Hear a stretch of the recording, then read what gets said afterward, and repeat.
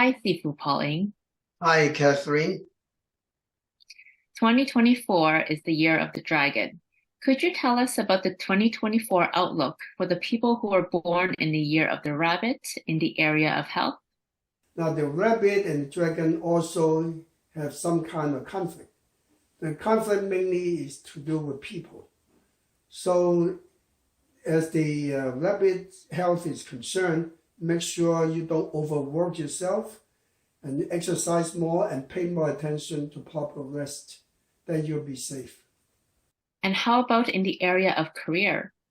Now, as career is concerned, if it's a career dealing with resolving people conflicts because of the people sign here, so you will do well. So such as sales and marketing, entertainment business, and also consulting business, and even to a degree, anything to do with the medical field or health field, you should still do very well this year.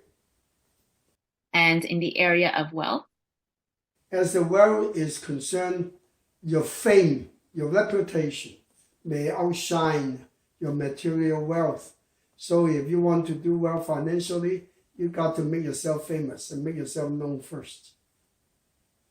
And lastly, in the area of marriage?